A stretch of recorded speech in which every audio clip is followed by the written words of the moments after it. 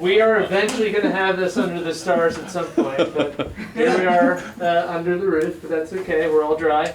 I'm very excited to present our next presenter. This is Mr. George Choe, and he's going to be discussing with us the life and work of Dr. Philip Jaisohn, as well as their work with the Philip Jaisohn Memorial Foundation. And I encourage you all, if you're ever in media, please go down Gailey and Lincoln. You can find a Dr. Philip Jaisohn house. When are your hours? 9 to 5. 9 to 5, Monday through Friday? She's great. Monday to Saturday, 9 to 5. They are open to the public. It is an awesome exhibit. I encourage you all to go.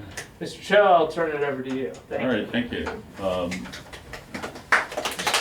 One thing you will find is that I'm not a historian. Okay, I'm an engineer by training, and I got a job of being president and CEO of Philip Jaisohn Memorial Foundation. So I got a quick lecture on the histories, and so now that's what I'm doing. But for me, I will get into that. But it's the more important thing is what to do with the histories, right? That's where I tend to focus. Plus, particularly for the young generations. So I'll talk about that. Now, I got two slide decks, and the first one is a history, a lot of photo. So I don't spend a lot of time on these photos, but it just give you a sense of history behind it. Then the second deck is about Philip Jaisohn Memorial Foundation, what we do because of his legacy. Okay. Now, this title sounds fancy, but it's interestingly when government officials, particularly local people, come and visit the Memorial House, they get shocked that there is such a house in there with that history. And so not only media folks, Delco County folks, but even Upper Providence Township folks visited. They said, "Wow, this is Delco County treasure," and so it comes from there.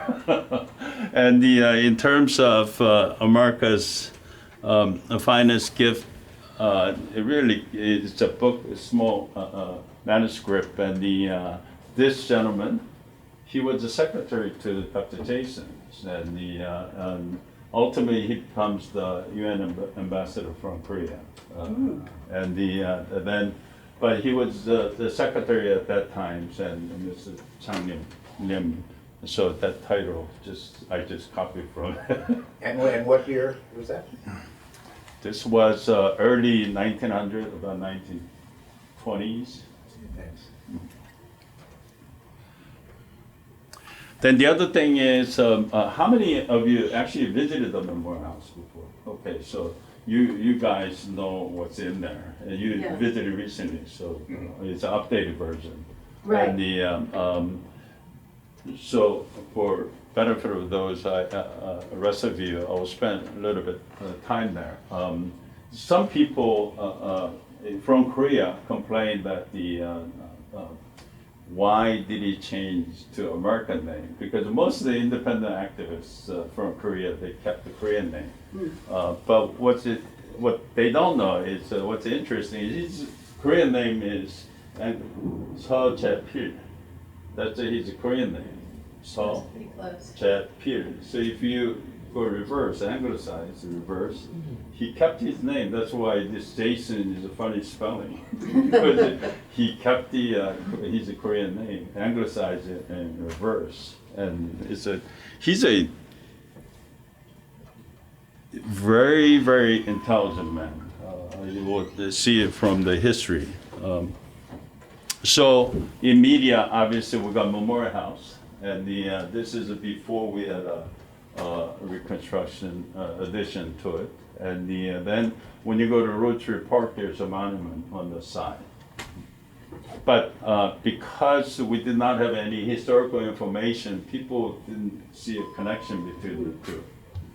So we did change that, and I'll talk about that. So early days, that's interesting. I don't like that. Okay, he was born in 1864 in the very south of Korea, And he passed the National Civil Service exam. Each year, you get only few people get pass this exam, particularly civil service exam. And so he passed that when he was at age 18, which is rare.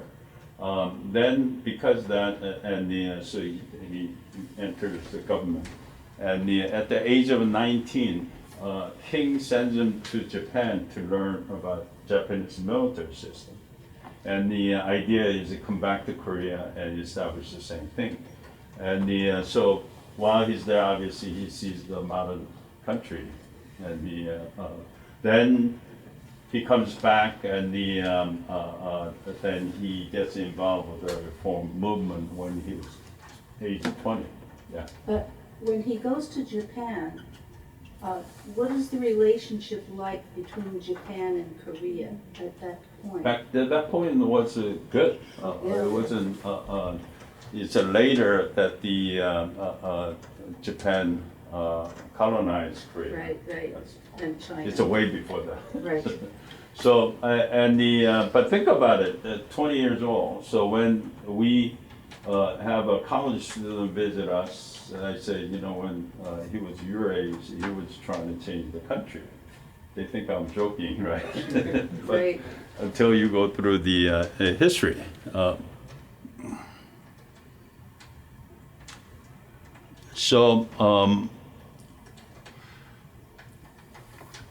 That is the group who started Kapsin Coop, and the Philip Jaisohn is this one. He's the youngest one of three.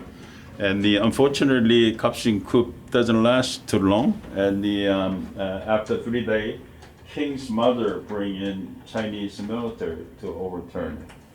Unfortunately, those days, if you committed treason, then 3 generations of a family either get killed or executed, or they're put in as a slave. So ladies are put in as a slave, and the men get executed. And so because of that, these groups run away to Japan. But his family, none of his family survived. Then after a year, Korean government tried to get them even while they were staying in Japan. So American missionary helped them to escape to the United States. So he come to San Francisco, and then Mr. John Hollenbeck sees him in San Francisco, and he sees him to be smart after conversation, so invite him to Hillman Academy in Wilkes-Barre, and so he studies there. Could they speak English? That's when he started learning English at the Hillman Academy. So when you come to our Memorial House, you will see how he studies English. He makes a dictionary for himself, and he writes it. It's pretty incredible, and it's a thick dictionary. So he learns English, and so by the time he graduated with honor. So he gave a speech, Wow. which is fascinating. And then what you will see is that every 2 years there's a major event. So 1890, he gets a U.S. citizenship. Remember, those are the times that because the Chinese Exclusion Act, most of the Asians could not have U.S. citizenship, but he gets it. And 2 years later, he gets a medical doctor's degree, first Korean to do that. Both of them is the first Korean to do this. And so he graduated from George Washington Medical School. So only non-white to graduate there. Then he opens family practice office. But remember, those days, people of color could not touch a white people. So he quickly realized he could not have a business, so he closed it. Then 2 years later, he marries Muriel Armstrong, and it's a famous family. So, they're distantly related to President James Buchanan, and her father, George Armstrong, who was that first one to do railway mail service. He's a postal general, so he's a famous family. So it's a good old time. Then he gets involved with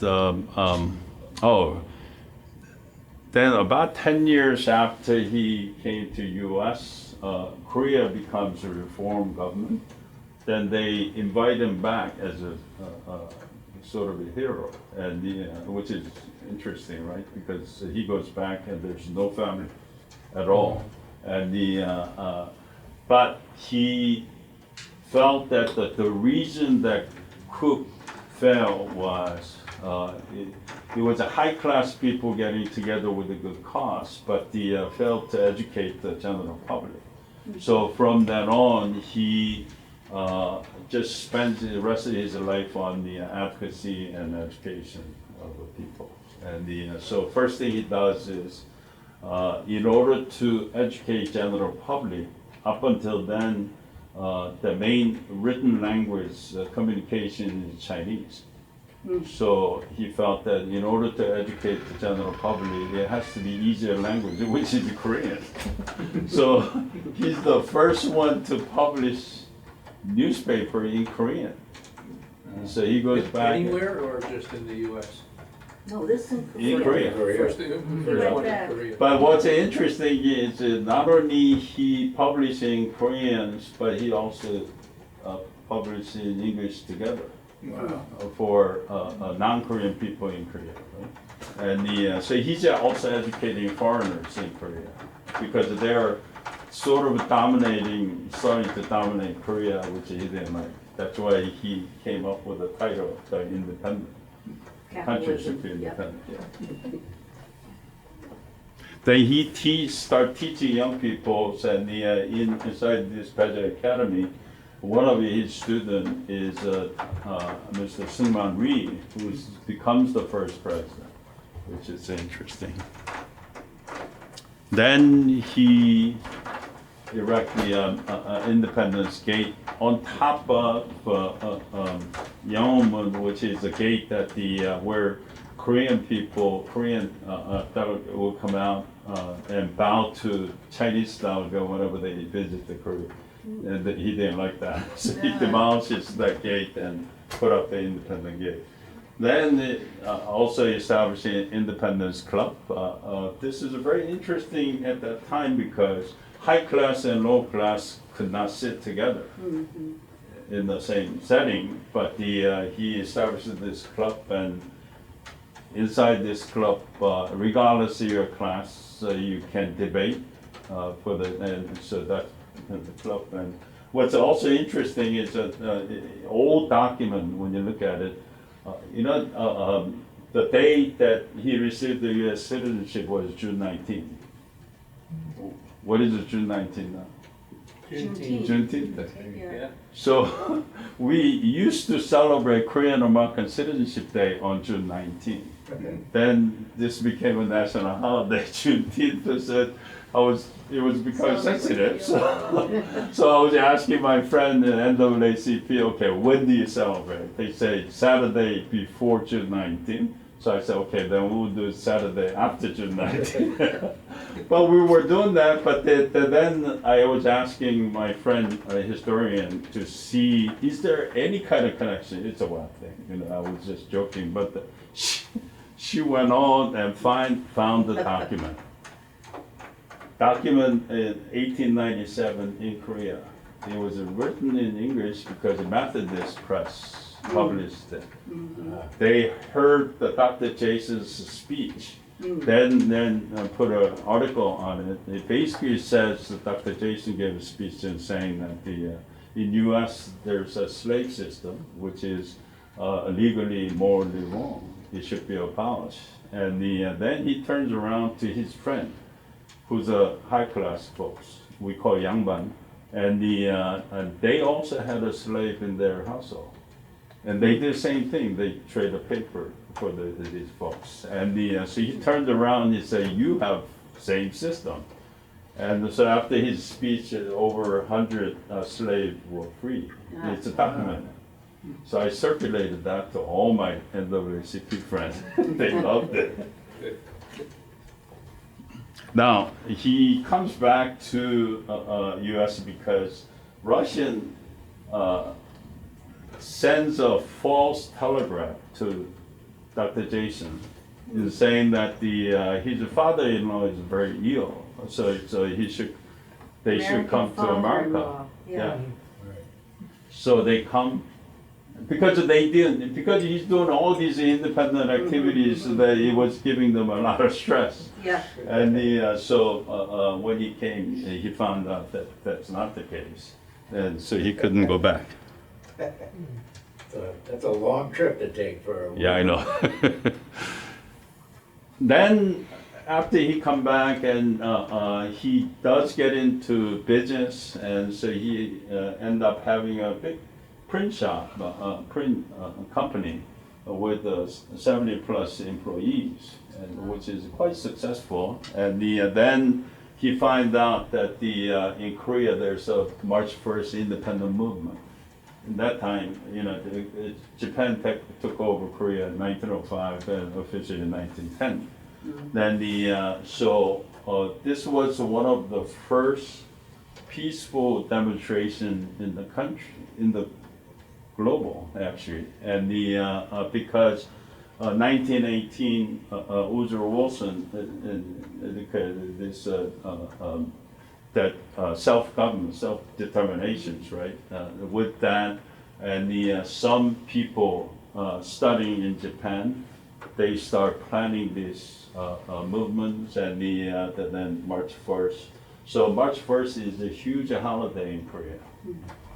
So independent movement in 1919, and one of the major leader who was in Shanghai hears about this, and he telegraphs to Dr. Jaisohn, and Dr. Jaisohn got all excited that he gathers 150 Korean leaders from all the country. And remember, these time there's a lot of poor people, right? Koreans were poor, and so there's a document that says some people from the West Coast, in order to come to Philadelphia, they had to stop over a couple places to earn money to buy the ticket. And but it took only a month and a half. He was able to gather 150 people to Philadelphia, and then had a first Korean Congress. Continental Congress. He's great on these kind of stuff, and in order to get exposure in mainstream media. Right. And then he creates a Bureau of Korean Informations because the Japanese used this system to give a false information to general public here, because what they were telling general public here is saying that the Korean people cannot govern themselves. So that's why they're helping them. Yeah. And but then in the March 1st movement, a missionary was bringing a lot of photo of killing going on, and so he organized this to unite the Korean people and also educate the mainstream folks. And then he also forms a League of Friends of Korea in partnership with Rector Floyd Tompkins, who was a rector at the Church of Holy Trinity in Rittenhouse Square. He is a master at advocacy. When our young people see this, you got uniting people through the conference and publications to educating and gathering people. That's a typical advocacy. 25,000 members sounds like it. Inflated, right? No, but it wasn't. No, when I saw this is inflation. And is that Maybe. nationwide or? Yeah. That's nationwide. In about 3 years, he formed the 21 chapters in US, and the one chapter in London, one chapter in Paris. And the region, Japan government hated this. Of You course. can tell from their document. Yeah. The reason they were able to do these is that a couple city U.S. senator were regional chapter president. Ah, And then a couple chapters, large Ohio and the large university president were chapter. I was gonna say 25,000 people, seems like that's not all just Korean people. No, it's a 99% non-Korean. Uh-huh, Because all across the United States at Right. that time, there were only 1,000 Koreans. right, right. I was gonna ask. Plus, Koreans could not do anything those days. So in order for advocacy effort, you really need a mainstream folks, right? So Yeah, the people who really helped them were the lot of missionary families. Uh-huh. Because the missionary family were big in Korea also. The March 1st independent movement, if you look at the histories, that all the major cities were led by the church. And they were led by missionaries. Obviously, Right. they weren't in the front, but they were protecting young people. And then, because he was spending so much time on the advocacy effort, he go bankrupt. And so he sells everything in Philadelphia. So 1925, he moved to Media, which is the house, the memorial house that we have. And that house, he lived there until 1951, until he passed away. Then his daughter lived there until mid-80s. Then it was in such shape, so bank asked us if we were interested, so our foundation ended up buying and renovated. So 1925, he moved to Media. Then, at the age of 62, he goes to medical school for refresh courses because in order to practice, he has to make a living, right? Right. And that's what he knows, and so he does that. It's amazing how. And then he does this kind of stuff. And can he now, in 1926, he can treat people? Yeah. So, okay. There's a Wawa here with the Media sign on the main street. Yeah, yeah. That was the first office. He had a first office there. It's gone now, but then second office is there's a building in front of the courthouse. Not immediate one, there's in the middle of that block, that is the second office.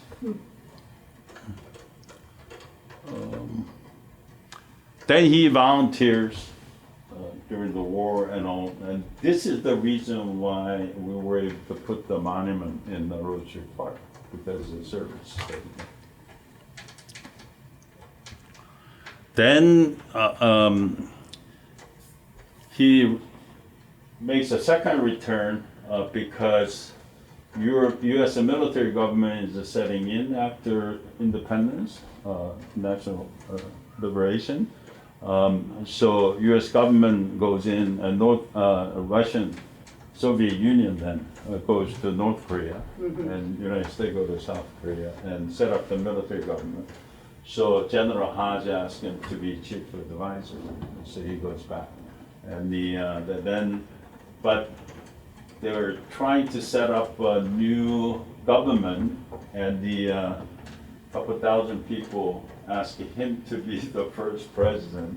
But problem is that at the time, the person who was leading was Seungman Rhee. Right. Remember, he was Dr. Jaisohn's student when he was young.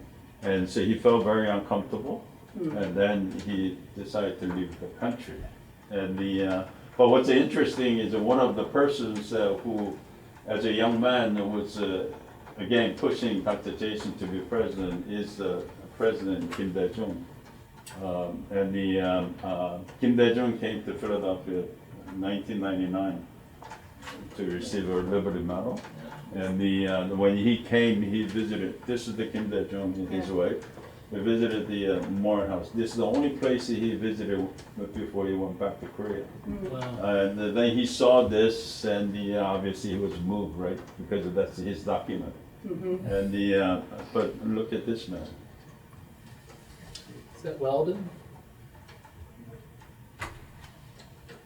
Tom McMahon, Oh. mayor of Amelia. Oh, Bob McMahon. So he was a mayor then. Yeah, he's been there my whole life. So he saw this and he said, "Wow, this is a countryside president visits it." Yeah. And then he started digging into Dr. Jaisohn. Uh-huh. And when I first met him, I didn't know much about Dr. Jaisohn. Then he had a 20-page worth of presentation. And Mary Gay Scallon gave me that copy. Uh-huh. He said, "You should meet Mary McMahon." It's kind of interesting. Again, history connects It people. does, yeah. And Obviously- when did they split with North Korea and when did they draw the artificial Right line? after the Right after the war. liberations, that the Russia, Soviet Union, and United States get together and decide to split the country, and so Well, that's what there happened. was a war. War is later. Okay, War is in 1950, right, Yeah.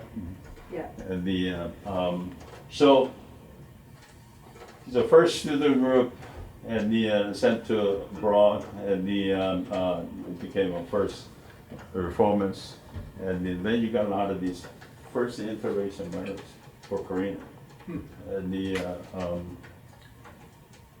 then these independent activity in America, and I'll talk about that a little bit more.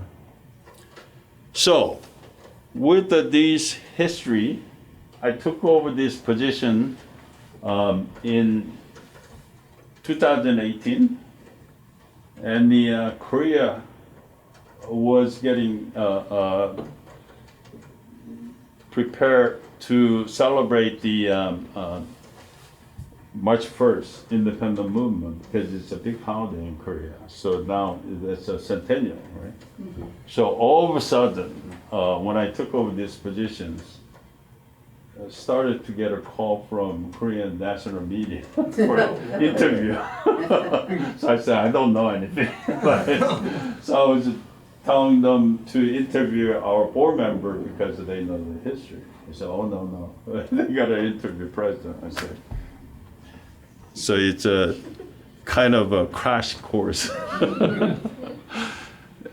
Yeah, this is a program, but again, I'll explain to the rest of you guys before that he's a master at planning advocacy activity. So this, of course, he's gathering 150 Korean people, but at the end of the day, they cannot do anything. Right. Mainstream would only if they decide to help, you can do something. Mm-hmm. So what does he do? He puts together a program. There's no Korean naming, Mm. and when you look at each section, that is led by famous religious leaders, mainstream. Right? Mm-hmm. So you got Floyd Tompkins, is the first one to pray. Then James Dean, president of Villanova. Mm. So you got different religion, right? Catholics. Mhm. Then you got Berkowitz, Mm. he's a Jewish rabbi. Mhm. He's a famous person. In order to celebrate the centennial one, I had to dig and study these individuals. Yeah. It's interesting. And so then, not only that, I was looking for their descendants so they can join us. I find the two family, and in fact, one family, Korean government's been trying to look for them for 5 years, couldn't, and so I found them from Alaska Island. So Wow. it's an interesting story, but we don't have time. But found them as soon as I found, I let the Korean government know. Then Korean government asked me to invite them to Korea ASAP. It was kind of interesting. So I sent about 5 emails during about 2-month period to relating this message. Then this man sent me email back and saying, oh gosh, these days I'm getting too many emails. 5 emails in 2 months. But they ended up going and actually took a photo with the president and first lady together. Can you imagine that?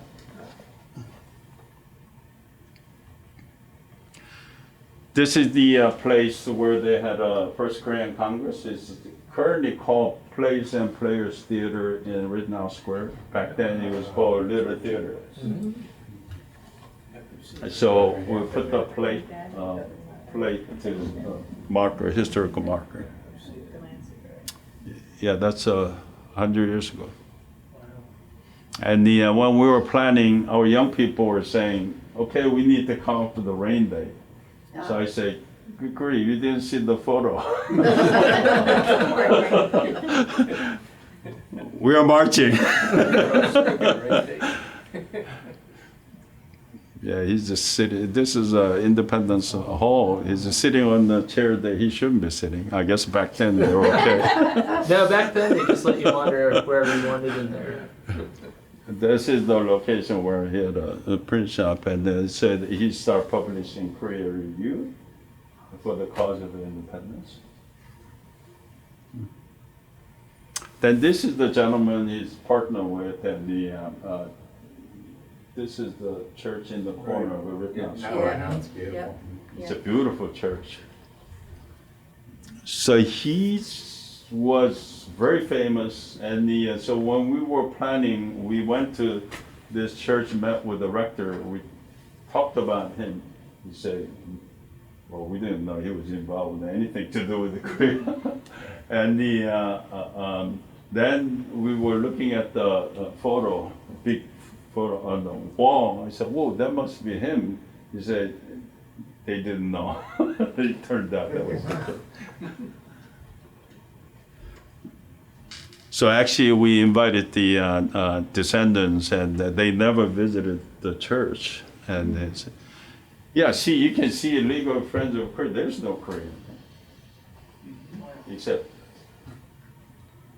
it's mostly missionary folks and the big university folks and some politicians. Yeah. How is what percentage of modern day Korea is Christian? Percentage-wise, about 30 some, but they're very active. Such a missionary push there. Yeah.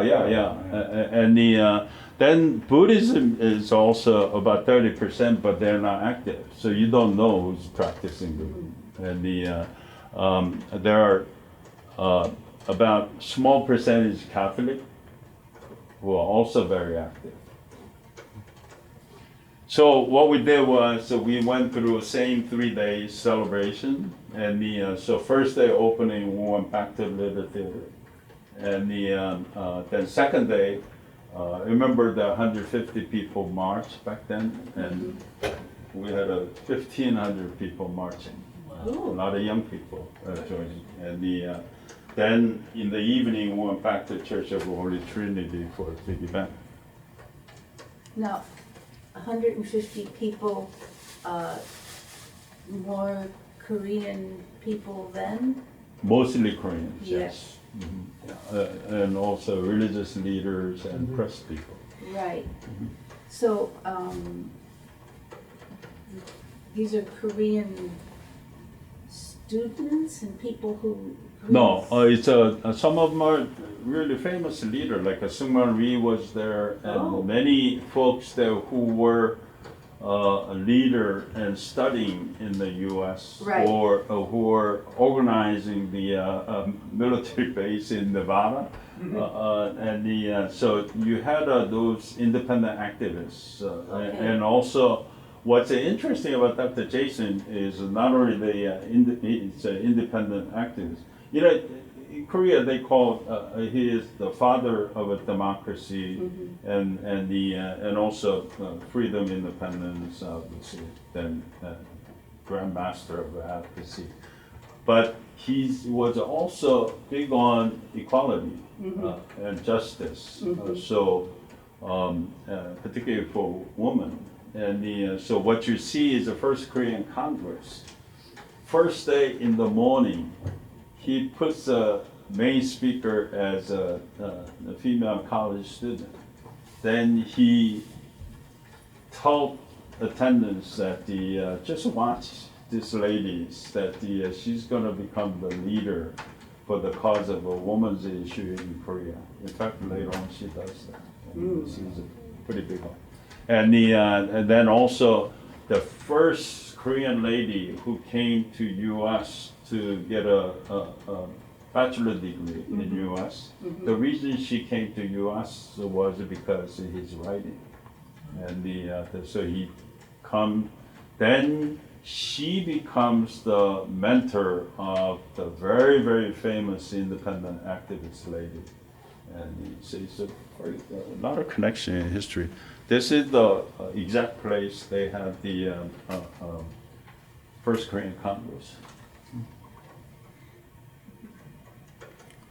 Yeah, so we got 1,500 people marching the Chestnut Street.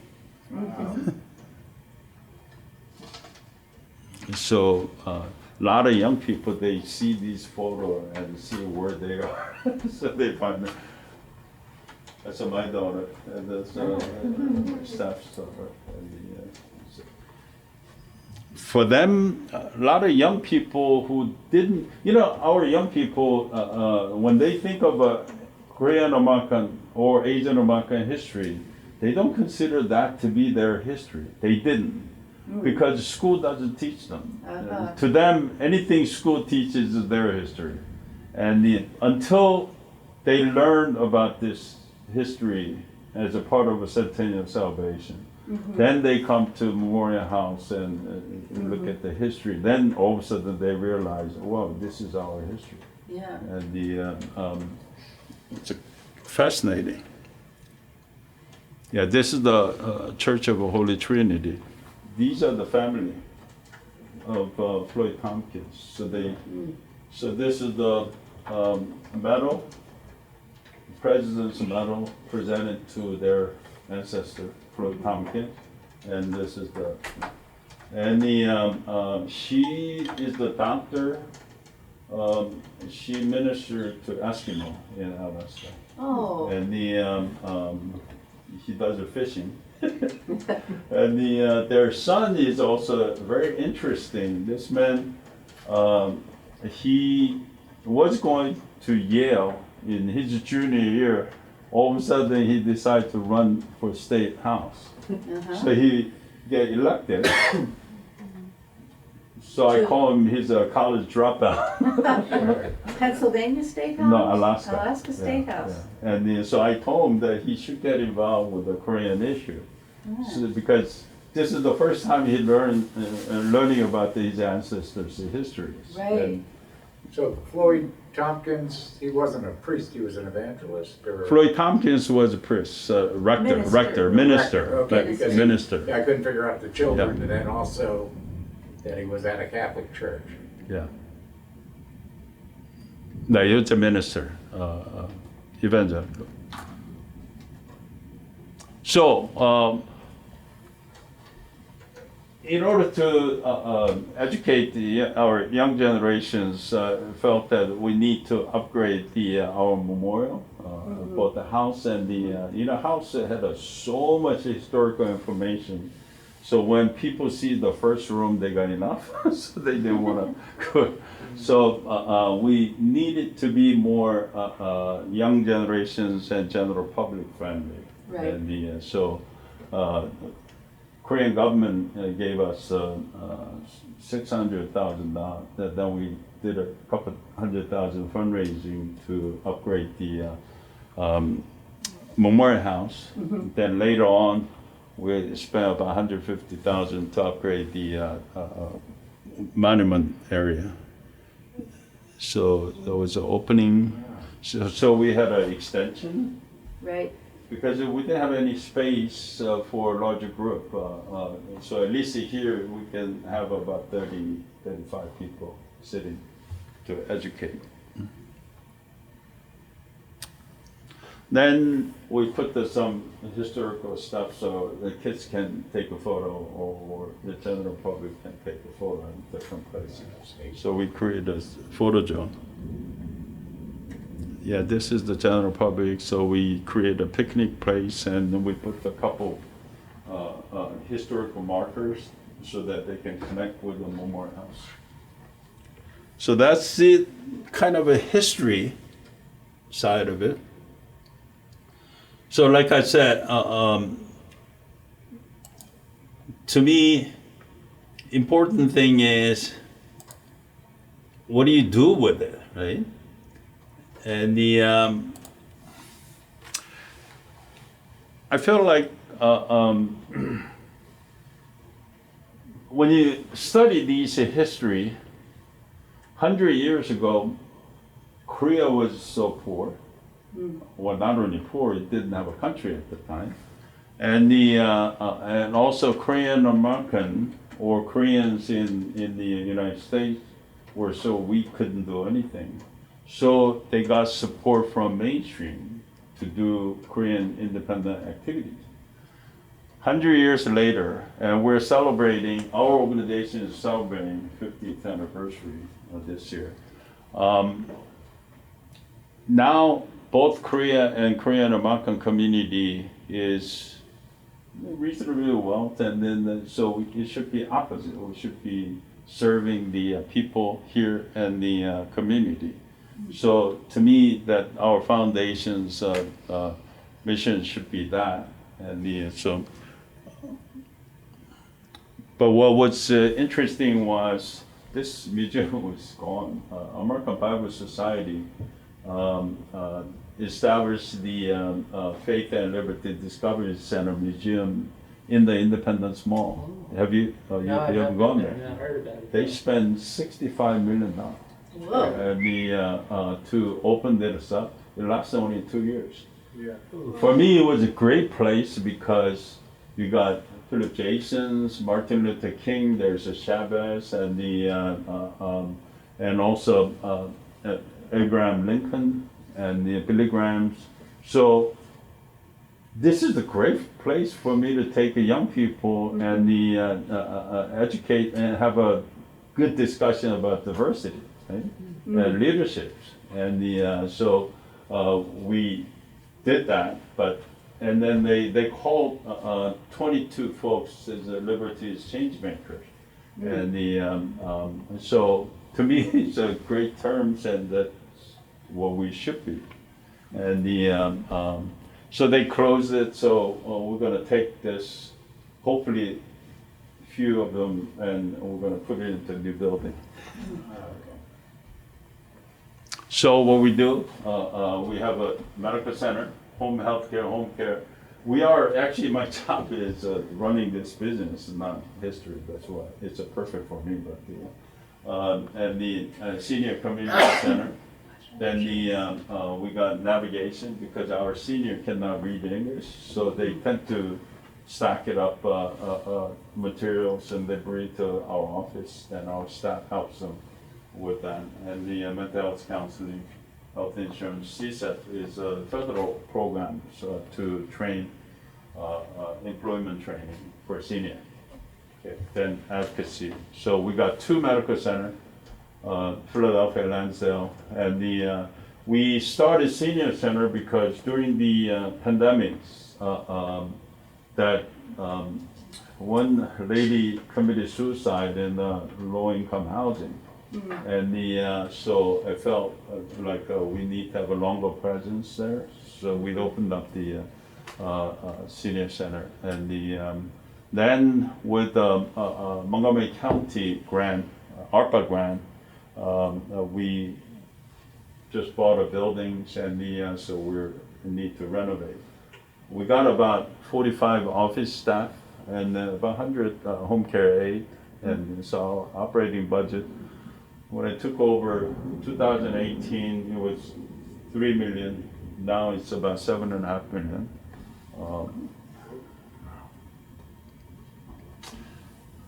We're going through generation change. She used to be part of Penn Medicine. She was our doctor. She was our. Oh, is that right? Yeah, we lost her. The media. She was here for about 8 years, I think. Yes, a very good doctor, yes. Yeah, and so I recruited her. Your fault. It's your fault. And these 3 internal medicines and GYN. Well, what it is she, her kids are growing, Yeah. and she wanted to be part-time. And yeah. then the other thing is, when she first came from South America, her family moved to South America. When she was high school, they moved to U.S. When they first moved, Philip Jaisohn Medical Center was the one taking care of them. So she, her pediatrician doctors, even during the weekend, he will bring her into his house basement and took care of her. Wow. So she was so impressed that's when she wanted to become doctor. Right. So then later on she came back to us. She's giving back.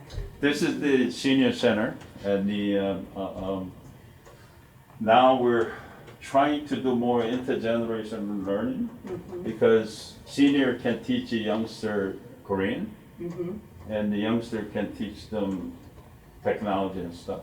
Yeah. And so we do navigations and all these senior activities. And we also encourage the wellness walk because nowadays if you go to National Aging Conference, they're big on brain health. Because of, dementia and Alzheimer. And, in terms of singings and the line dance, so all these things are good for brain health. Then the other thing is wellness walk. You don't have to speak same language. No. You can just, and because of all the leadership development for young generation we were awarded Philip Proud Award for advocacy and leadership development. Then we're spending some time on the teaching, educating young generation, regardless of race, about the Asian American history. Using that. And this we upgraded that. So we are getting more college students coming in, visiting. Now, then we got hit with the pandemic. And our medical center patient dropped to 20% level.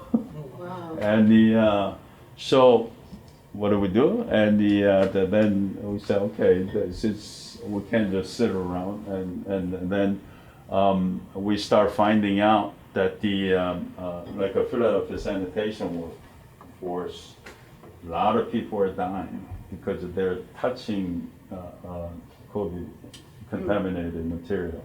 And so I told our staff, okay, drum up all the PPE. They said, we need it. I said, yeah, but here's our people dying. Whereas we're storing for future maybe use. Yeah. I say it's just a matter of priority. So we got them and put it in the truck, and they came and got it. And we can always get them. And so we start doing it. And for Korean senior, after stuck in the apartment for almost a year, then depression sets in. Yeah. So our staff, she learned it from Korea programs, so where they're calling seniors, and they've been taking care of them. If nothing else, at least have a conversation, right? So she started calling, and she called about 3,500 seniors, and have a conversations, and so she called it Happy Call programs, and that's what we started. Then even Korean War veterans, they're 90 years old. And, so our youth put together care package. You should see them. All the letter these kids wrote it to this war veteran. Every single letter they responded. Wow. It's amazing. Then we start visiting all the senior housing, because they could not come out, right? Right. And we could not go in, so outside we were taking care of them. But they were not in good shape. That's why they're sitting. Mm-hmm. But they didn't know, or they didn't think about it. And so it's a interesting. And some 39th Street, a lot of African American, Chinese ladies and Koreans, and so we're doing that. Then during the pandemic, so we're doing census. You know, Right. right? 2020 census. Right. Tim Kearney. Yeah, yeah. If I call him the day before that we're doing this, he will come out. He loves it. Then we got involved with the vaccinations because Montgomery County, Dr. Val Cush, who's the Secretary of the Human Services now, she was measuring the people who are getting vaccinated. Asian American in Montgomery County is 8% population. But when you look at the people who are getting vaccinated, less than 0.3%. Mm. Remember, these are the earlier days, a lot of seniors were dying. Yeah, yeah. And here we could not get them to be vaccinated. So finally she said, okay, you need to become provider with your network. And then she helped us to store the vaccine, Pfizer vaccine in deep freezer by working with the hospital. And so we end up doing it. It's kind of interesting. Here is the Upper Darby Islam Center, the Masjid Islam Center. Remember, whether you're Muslims or Muslim, Asian Muslim or even African American Muslim, they cannot roll up their sleeve because of religious reason. For But- women. Yeah, but ladies are the one taking care of senior and children. Yeah. So we had to go there, Upper Darby. Our office is in the Philadelphia and Montgomery County. So we went there because they couldn't get access. And so what we had to do was every time they changed the vaccine, we had to go back. So we end up vaccinating, opened up over 130 vaccine clinics. Wow. And here we also work with the business association because a lot of large business has a Latino folks who refuse to go to clinic. And so I told them owners and manager has to drive them themselves. It takes just one person to get COVID, then it will shut down that business. Yeah. And so even for their interests, so that's what they were doing. They're driving them. So we've done over 130 vaccine clinics and the town hall meetings, and then county office of public health and Pennsylvania Health Department start giving us a rapid test kit, and so we built about 50 plus network. It's not just Asian American, it's any organizations that was having a difficulty, and so we're distributing them.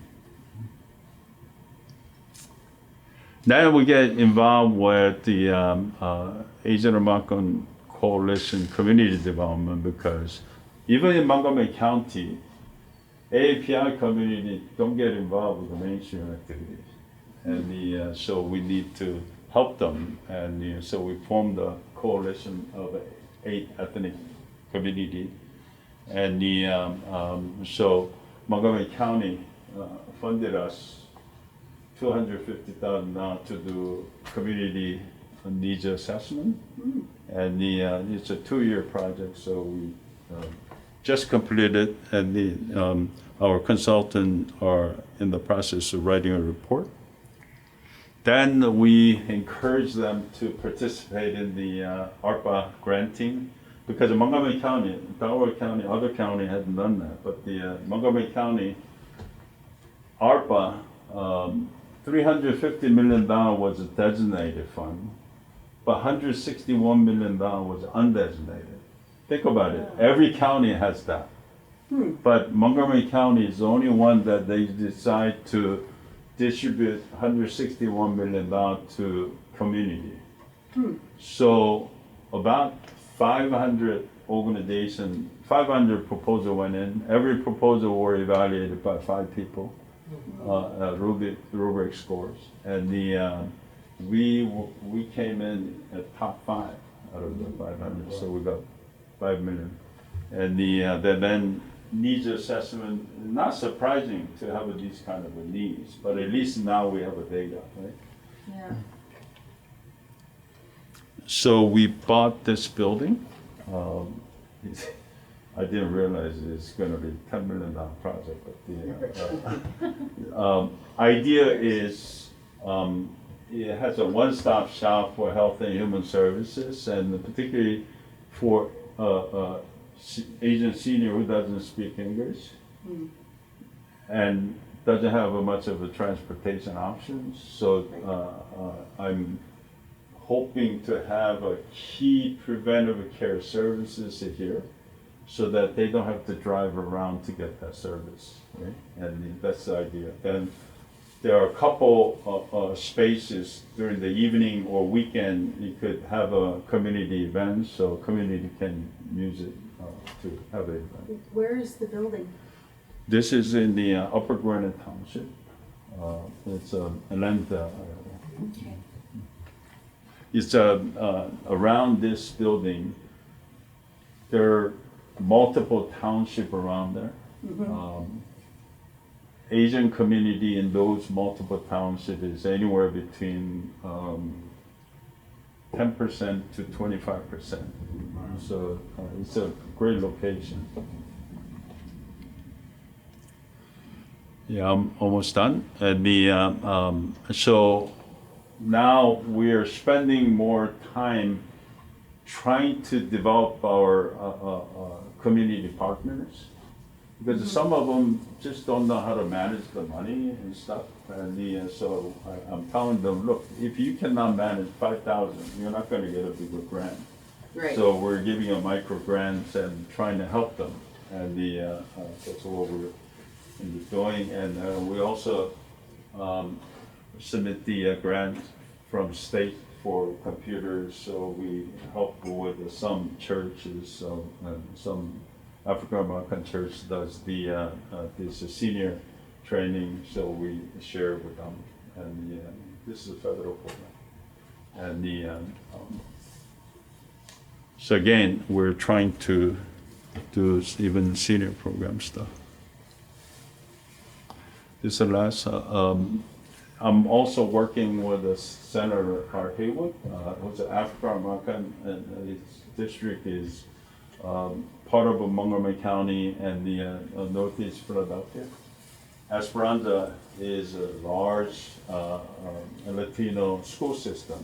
Their budget is like 80-some million. So we are working to develop a young generation in the leadership. So we're doing internships, and the young professionals up to like 35, we give them how to become a school board member training, and or how to become ED for executive director for nonprofits. So we bring in some leadership entity to train them, and so that's what we do. So, when you go to Montgomery County, one of the commissioner, 1 out of 3, there are 1 white commissioner, 1 African American, 1 Asian, so 3 commissioners. So bring in Asian commissioner, I give them this data, and when you look at it,